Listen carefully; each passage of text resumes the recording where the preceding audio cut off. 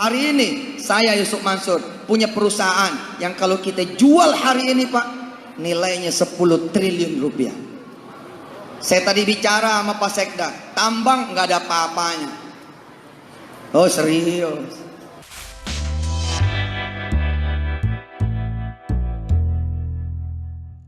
Assalamualaikum warahmatullahi wabarakatuh. Salam sehat dan bahagia untuk sahabat semua.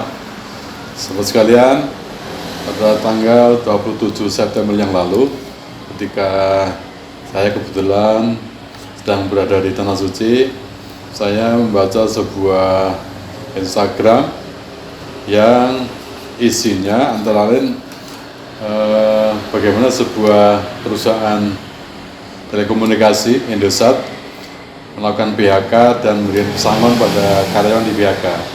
Saya cukup kaget, ternyata besaran dari pesangon tersebut ada yang sampai 4 miliar dan rata-rata sekitar 1 miliar. Dan ketika juga itu saya teringat bagaimana teman-teman mantan karyawan Paytren yang kurang lebih 14 orang yang belum dapat haknya gaji dan juga berapa THR beberapa tahun.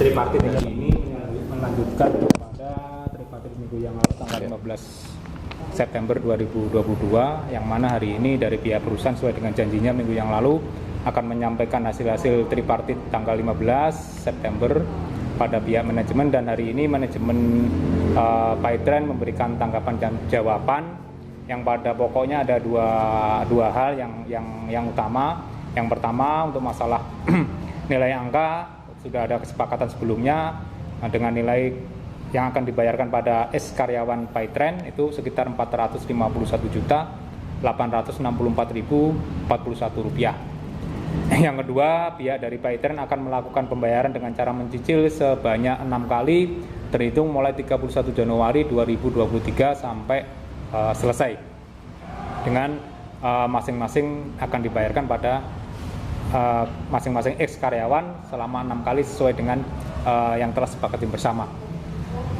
Untuk itu atas penawaran dari Paytren tersebut, maka kami sebagai kuasa daripada pihak karyawan akan memberikan tanggapan secara tertulis paling lambat tanggal 2 minggu depan, paling lambat 1 minggu ke depan akan memberikan tanggapan tertulis. Untuk apakah nanti pihak dari Paytren masih setuju atau enggak akan nanti kita bicarakan lagi. Ternyata sampai sekian waktu belum juga selesai, bahkan pembayaran akan diangsur mulai tahun depan. Tentu kita teringat dengan apa yang disampaikan Yusuf Mansur ketika dalam sebuah ceramahnya, dia begitu membanggakan perusahaan fintech yang dimilikinya, termasuk Paytren. Sahabat sekalian, saya jadi teringat bagaimana populernya Farel Prayoga ya, dari Banyuwangi yang menyanyikan cover lagunya Bahlala. Wong kok ngene kok dibanding-bandingke, saeng-saengke ya mesti kalah.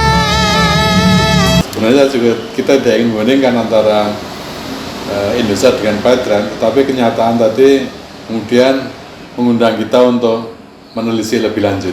Bagaimana Indosat yang saya yakin itu belum mendapatkan sertifikat dari MUI tentang perusahaan syariah, sementara Paytren sudah mendapatkan, tetapi dalam prakteknya ternyata sungguh berbeda.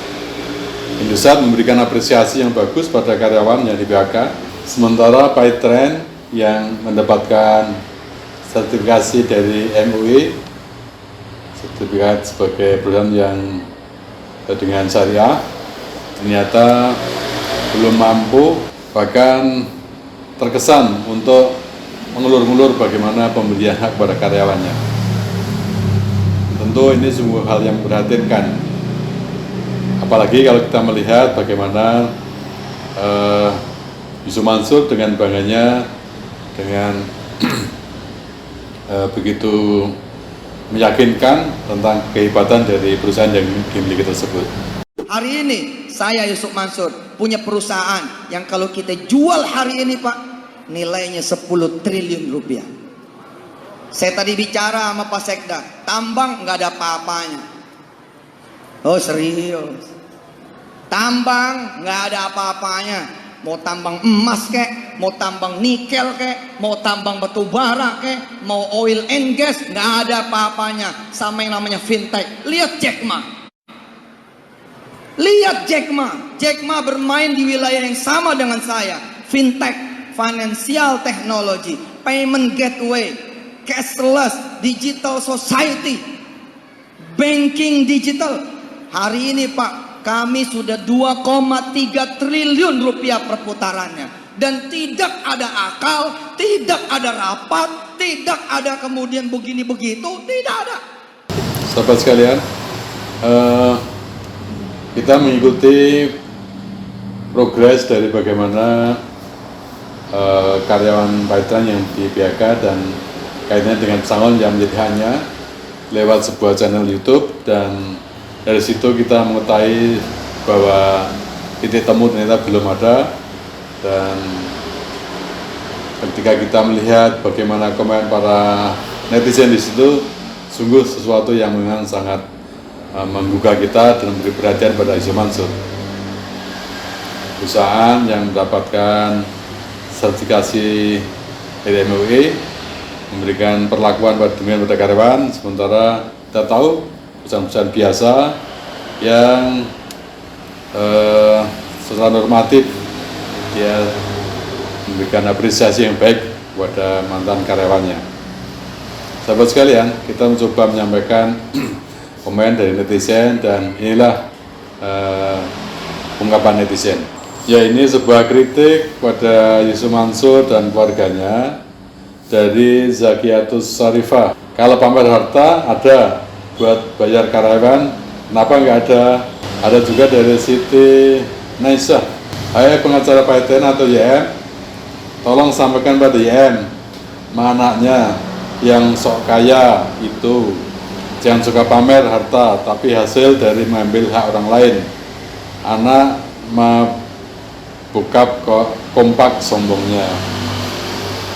Ya, sebuah autokritik saya kira, dan perlu menjadi perhatian kita semuanya. Ini sebuah usulan yang menarik, bangkit dari kubur. Gak bisa ngeling video YouTube ke komen ya. Harusnya para korban YM meniru aksi korban penipuan agen travel di Makassar dengan cara membuat iklan bali besar di jalan, memajang foto YM, terus tulis kata-kata kembalikan uang kami. Tentu bakal seru kalau ini terjadi. Tetapi begitulah sahabat sekalian, netizen melihat sebuah persoalan dan juga memberikan solusi-solusi yang kadang-kadang di luar perkiraan kita. Sahabat sekalian, sebenarnya memang kita tidak, sekali lagi, tidak ingin membanding-bandingkan tentang sebuah ironi ini. Tetapi kenyataan yang ada demikian. Tentu ini menjadi pelajaran bagaimana sebagai owner atau bahkan sepimpinan sebuah perusahaan memberikan sebuah apresiasi yang layak, yang tepat, yang normatif kepada mitra kerja kita, termasuk pada karyawan-karyawan yang telah bergabung dengan kita. Sahabat sekalian, seperti pernah kami sampaikan terdahulu, Yusuf Mansur masih ada waktu atau peluang untuk bangkit kembali dengan beberapa hal yang harus dilakukan, seperti bagaimana memberi apresiasi atau penghargaan pada mitra kerja, pada investor, juga memberikan hak secara baik kepada karyawan, serta tentu saja bisa berlaku lebih rendah hati dan tidak suka pamer ataupun sombong. Tentu hal ini menjadi pelajaran bagi kita semuanya untuk menjadi lebih baik dari waktu ke waktu, dan mudah-mudahan kita bisa menerima pelajaran ini. Sahabat sekalian, demikian, mudah-mudahan bisa bermanfaat.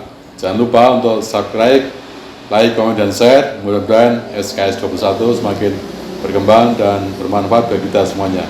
Salam sehat dan bahagia sahabat semuanya. Assalamualaikum warahmatullahi wabarakatuh.